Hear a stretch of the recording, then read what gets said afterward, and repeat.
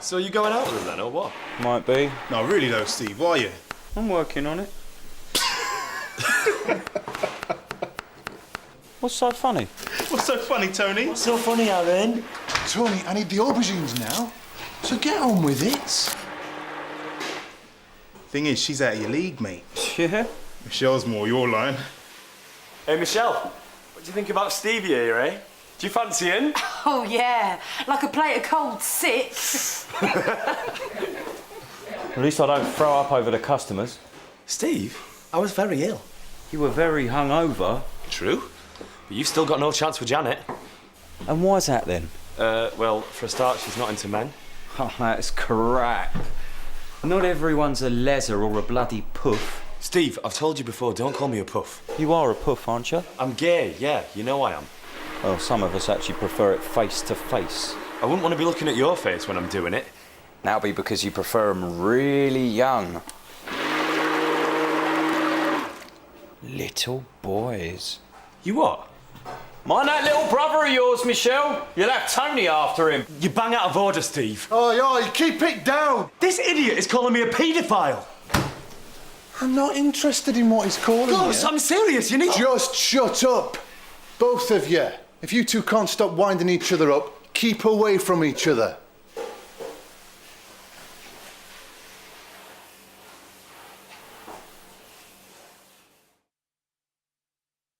Oh, it's not about Tony being gay. I'm not prejudiced. I'll take people as I find them. But Tony's so gay, right? He's right in your face all the time, going on about his boyfriend and everything. I don't think there's such a thing as too gay. I don't even know what that means. I mean, how can you be too anything in that respect? You know, I am gay. It's simple as that. I'm 100% gay. If that's too gay for him, then I'm sorry, it's his problem, not mine. Homophobic. I wouldn't sort of class myself as homophobic at all. I'm not afraid of gays, you know. I mean, it's not, you know, like a disease you're going to catch or anything, is it, you know? Steve, where's the lemons? In the back passage, just where you like it. Give it a rest. What's the matter? Can't you take a joke? You call that a joke? Ooh, somebody's tired.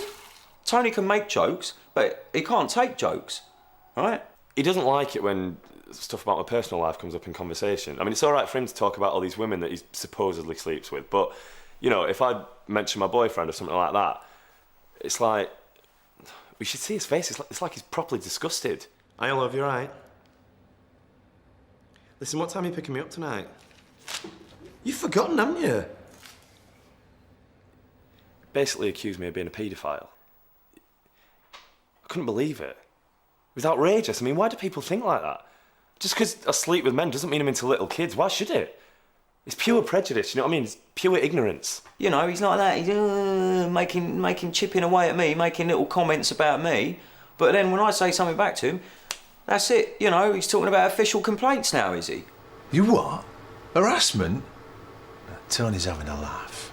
Yeah, well, as the boss, I should have stepped in. I mean, he did step in, and he told them both to shut up and get on with their work, but he should have done something about Steve. I mean, you can't have someone standing there saying, you know, accusing someone else of being into little boys. Every day you've got hassles and problems that need to be sorted out, and I've got far better things to do than to waste my time banging thick heads together every time they fall out with each other. It is his job to make sure that no one's getting harassed in the workplace. Gus cannot let Steve get away with making comments like that, I'm sorry.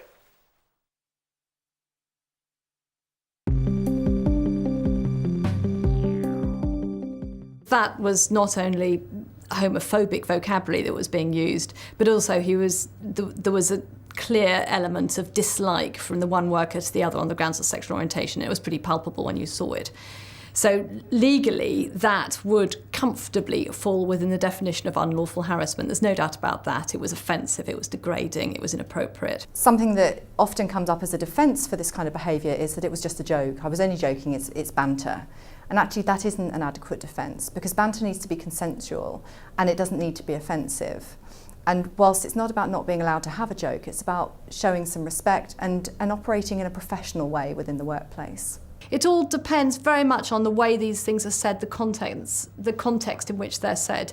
But certainly what one person might regard as harmless banter and the sort of office jokes that people should expect may well be regarded by someone else as deeply offensive, and therefore what matters is how that person perceives it. By not addressing it or taking it very seriously, GUS, the manager, is effectively condoning that behaviour, and that sends out a really negative message to the rest of the workforce. It suggests that discrimination, if you report it, discrimination of any kind, probably isn't going to be dealt with very effectively. If you've got prejudice, you need to leave it at the workplace door. You need to not bring those attitudes and opinions into work. You need to be able to work in a professional manner. What was interesting was the response of the manager, and there are many managers, no doubt, who would respond in that way, which is just go away, we've got a job to do, just get on with it.